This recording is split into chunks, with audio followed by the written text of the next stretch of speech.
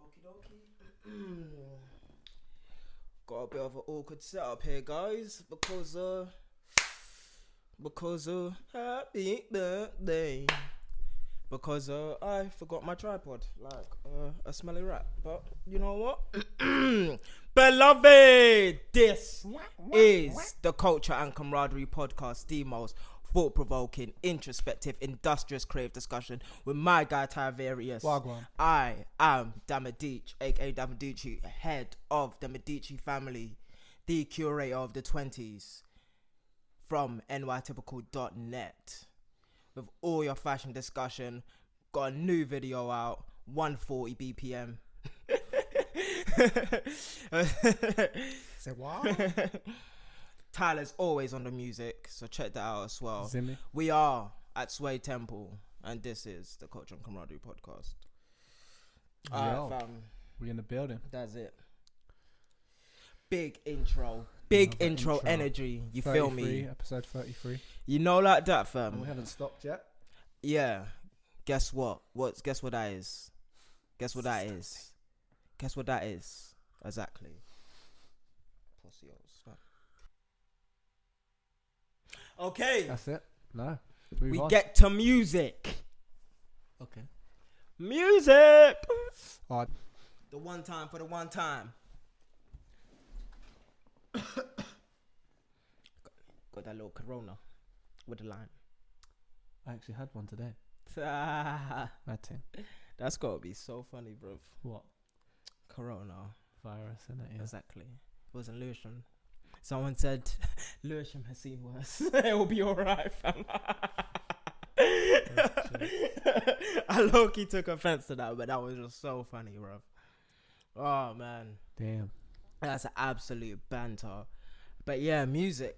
The first thing that I saw is that Kanye reached a settlement with EMI. Yes. Recently, January the 31st or something. Or whenever it was. I think that's when I found out too, yeah. But yeah. It's a weird one, isn't it? And they were countersuing.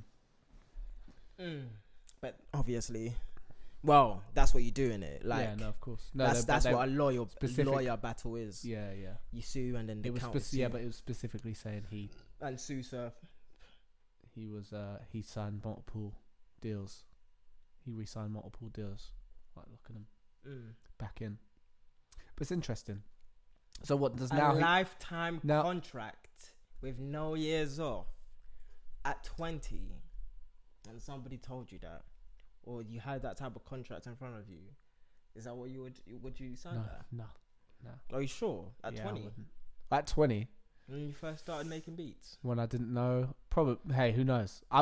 This is the funny thing of what the music industry is, and it's that sparkle. It's that life-changing moment. It's not just how you're marketed as an artist. It's the whole process of becoming an artist for the artist as well, isn't it? It's like it's sold to you. It's that moment of you writing a paper is all led up. You know, you're buttered up all up until that moment. So, yeah, who knows? It's hard for me to say. I'd like to think I wouldn't, but until I was in that situation. Obviously now, nah. It'd still be hard. Yeah. Because you're looking at all those figures, but my better self would know. My better self would know. I'd know not to do that until I had legal advice. You know you wouldn't sign a lifetime deal. No, of course I wouldn't. It's ridiculous. But you know. Oh, fam. But this is the thing. I think this is something that I wanted to say. It's like signing a contract is not you winning. Yeah. That is like the main thing that I think I wanted to say. Like when I dropped that, it's like signing up like for new artists. I was thinking about new artists when I dropped that. And I was like, signing a contract is not you winning. I've seen a lot of people that sell themselves off that don't understand what it means when they sign a contract and they get a little bit of paper. Because I spoke about this for about 3, maybe 4 different times in the past 4 weeks about certain artists or just the UK in general, which is like becoming a theme of this podcast when I talk about the UK music scene, no one, unless your name is Chip, is getting about 100k, and like no one is getting a 100k contract more than 100k. No one is getting more than 100k in general. But yeah, that little bit of paper, you're selling everything. But even when you put it in perspective of what you're giving away, more than likely, even for like a couple hundred, or like even for like 100k of what you're probably going to be getting, are going to have to give away in return for that. Do you know what the thing is? Because you're still giving... I literally just forgot what I was going to say. Go on, sorry. Oh yeah, for a little bit of paper. Like, no, it's like there's this thing. It's like what the money that they're not getting it. First of all, you're not getting any money and just selling away. Yeah. A part of not just your brand, but your actual, but your information. Yeah. You're selling away your information. You're selling away the data that would only transpire when you create a fan base. Okay? Wait, when you say data, what do you mean? You're selling away who likes you in France, who likes you in Germany, how old they are, what race they are, what gender they are, all of these other things. Mm-hmm. You're selling that. Like when your Facebook matches with your Spotify, if you've done that, are you certain that Facebook doesn't know exactly, Spotify doesn't know exactly what race you are, exactly what gender you are, exactly what age group you're in, exactly where you're situated recently, and if you move, you think it doesn't update.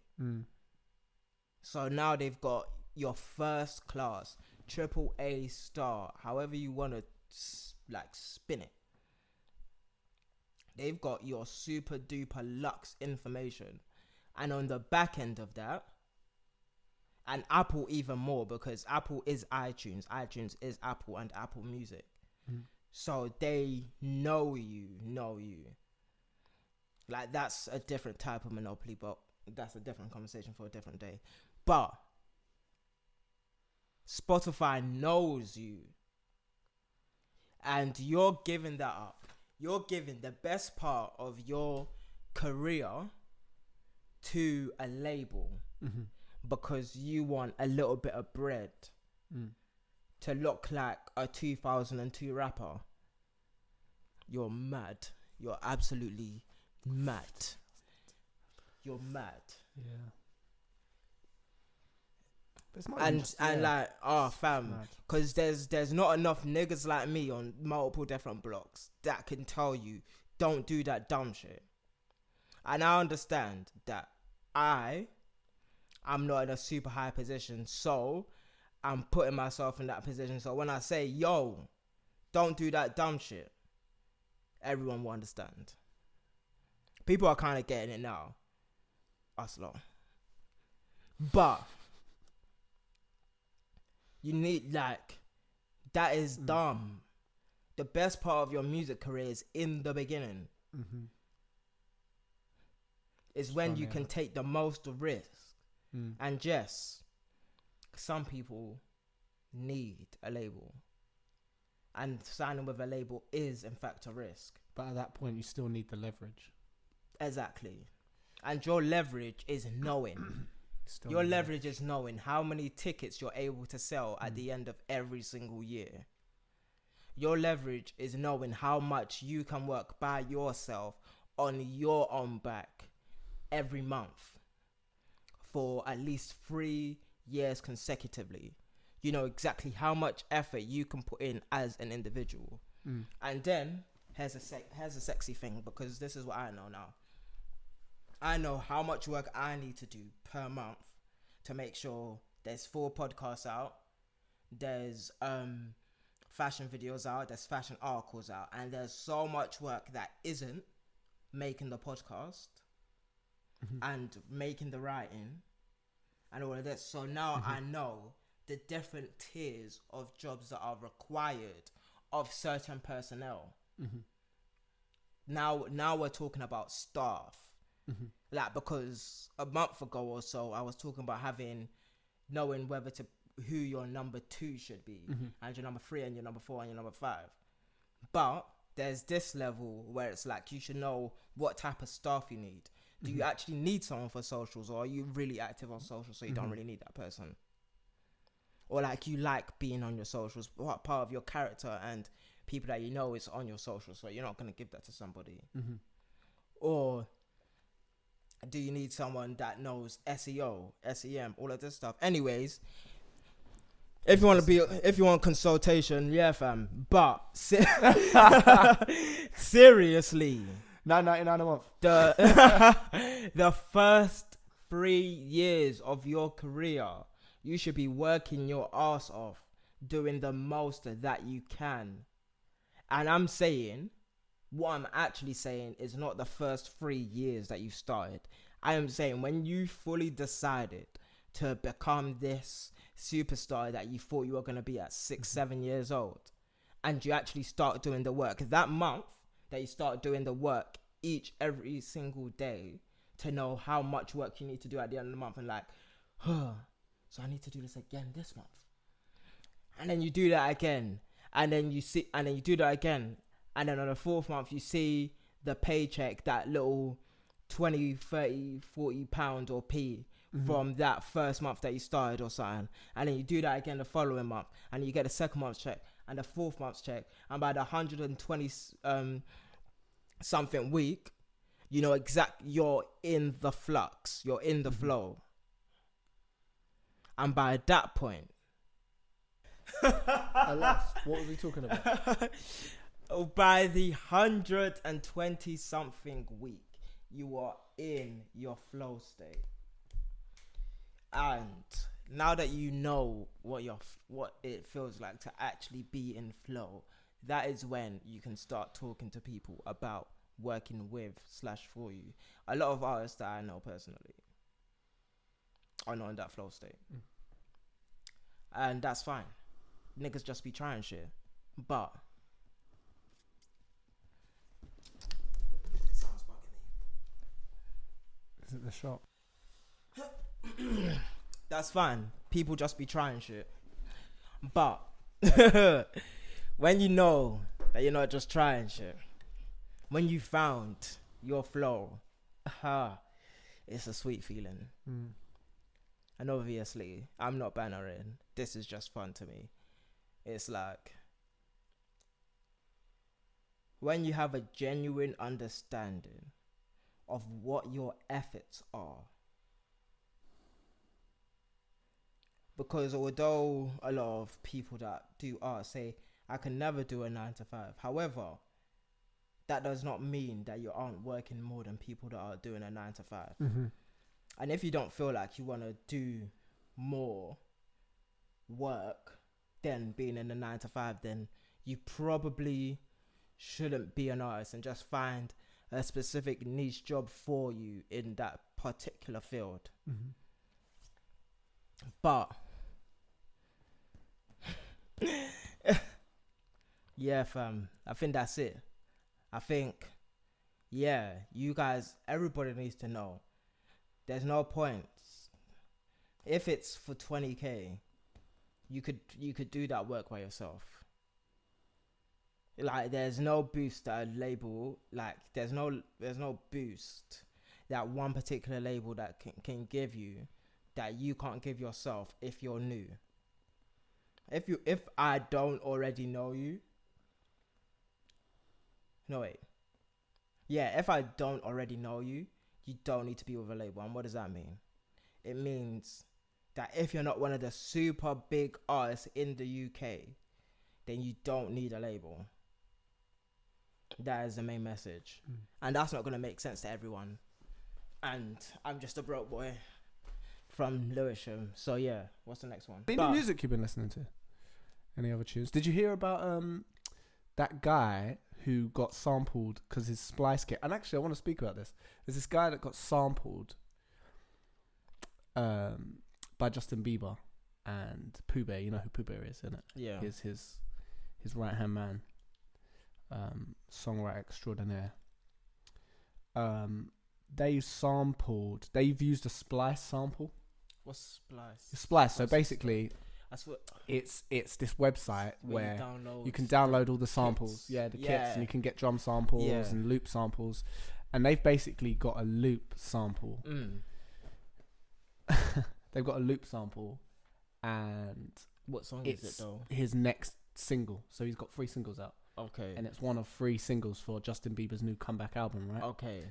So, because of the nature of how Justin Bieber has gotten that loop, he has no rights to the song. for songwriting credits, and no because of the nature of it. Because Splice. Because it's Splice, it's like royalty free. They're royalty free loops. So whatever that producer has paid for those loops, that's what it cost. So like the song is basically worth nothing. So the song is basically for the producer, free. Yeah. Oh, that is funny, bro. And do you know what? Because it begs the question. It's like for producers, it's funny because for producers, like for upcoming producers, for people who are like learning to do music, for people who are trying to understand music, Splice is a good thing. You know? Yeah, it's a way to get. Like I learned about it 2 weeks ago or so like that. Yeah. But I was like, okay. But when it comes to like professionals using it, which there's nothing against, and to be honest, as part of someone's process, like it's so easy to use. It sounds like I'm plugging Splice, but you can literally drag shit and put it straight from the little thing that's on your desktop, drag it straight into your program. So like as a professional, it must be even better. But then it begs the question of,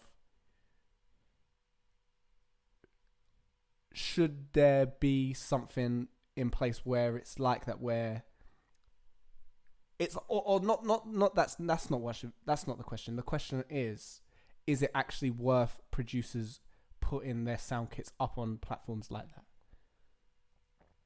Wait, so the producer, the producer that made Justin Bieber's song paid for that sound kit? No. Yes, he paid for that sound kit, okay, but he didn't pay for the sound kit. He paid for Splice, which the sound kit was on. So he's paying what, like, if he's getting the top package, he's probably paying what, like £15. Yo. And he's getting whatever amount of samples he wants. Well, you get like 1,500 credits, I think, is the top tier. So that's, you get maybe loops or 2 credits. A whole pack might be just under 100. Did you say 15 a month? 15 a month, yeah. Okay. Yo. So professional producers. The producer gets a royalty. The producer gets a royalty, like as in however many times their kits are downloaded or their samples, they will get like a check. Okay. But nowhere near what he's gonna get for getting a. Oh, so the other producer on the other side. Yes.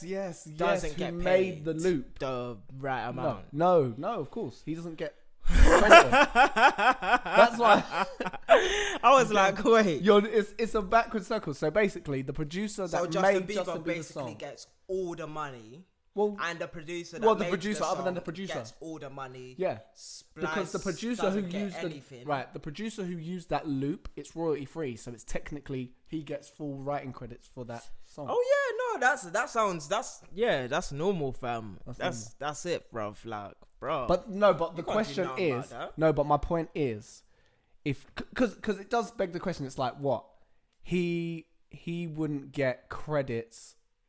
He has no connection to Justin Bieber whatsoever. The fact that Justin Bieber has essentially used one of his loops for free, regardless of whether he's got paid or not, it's like he wouldn't have had that connection regardless if he didn't put it on Splice. Yeah. You know? Exactly. And that's that. That, isn't it? Yeah. It's hard to say, but it just begs the question, is it worth, would you say that that's what makes it worth putting your kits on Splice anyway? Even for not the paycheck? Because the one thing that is good how about does the guy you're know seeing a lot of people talk about it like... How did the guy know that that's his one? Because there was a listener there was a fan of this guy called Lack City Music. And Andrew Laxara. Yeah. I know. I saw that. But he's seen his... He's listened to the song. He's like, I recognize this loop. And he's gone back to an old song of his fans. The fans gone back to one of his old songs. and compared them, and it is the exact same loop that is used on his kit and put up on Splice. That's cool. So that that's how makes he's sense. figured it out. Shout out to the nerds. But yeah, no, it's totally fair. But do you think it's worth producers still using something like that? First of all, I don't think. If you was in his shoes, what would you be doing next? Because one good thing that's come out of it is people are talking about it and saying he's done this, and like pointing. That's cute. You know what I mean? Well, and hold up, not to go. He should be getting his dues. How big is not that to be guy, getting though? his dues? Like, small. He's not. But he's got a following. He's got followings. That's jokes, man. But, that is jokes. That's jokes. Wait, fam. A little fan just found the ting, the ting, and first of all, if you're putting yourself on Splice, then that's to be expected. No, of course, 100%, and that's what everyone understands. And Justin Bieber has nothing to do with what the producer wants to do. Oh no, with 100%. No, yeah, it's nothing about Justin Bieber whatsoever. So that's like literally out of serendipity. That could have been anyone. Anyone, yeah, it's true. That could have been someone with even one follower, but it's just sort of the fact that that guy's got a following enough to be up in the ranks to be seen. Like I've never seen Splice physically, but I pretty much know how it works as an app. That you see the better ones higher than you see the ones with like less of a following or less of a download. It's like a Spotify for sounds. Yeah, like and like if you're a great curator of like sounds, you can like just whisk through any sound that you want and find like the best one and all that stuff. Well, you're generally just looking for a specific sound, isn't it? You'll type in this kind of like. If that's the type of person you want to be, then yeah, that's. But when you say that type of person, what do you mean? Like if you want to put your stuff on Splice and get your little paychecks, then that's calm, fam. That's you. That is you. That's my question. That is your business model. That is your business model. That is nothing to do with Splice, the producer that used your beat, or Justin Bieber. That is your business model. But that's the question. Do you think something like that gets in the way of you growing on the other side? Me, personally, I wouldn't do it. But me, personally, I'm a different mind. That's just like the full scale of it. Like I'm just I just think different about stuff that I own in general. So well, I guess because that's why I asked it, because it comes back to that question of like, are you devaluing what you are creating? Bro, no, it's not. It's not even about devaluing or like adding value. It's just that is your business model, obviously, and obviously, I've got my book out talking about this type of stuff. But yeah, like if that is the way that you want to format how you make your money and how you pay your rent, then that's good for you, bro. That is you. Like I said, nobody outside of that, Splice, Justin Bieber's producer, Bieber, Justin Bieber, they got nothing to do with that. That you decided to create your business model like that. No, 100%.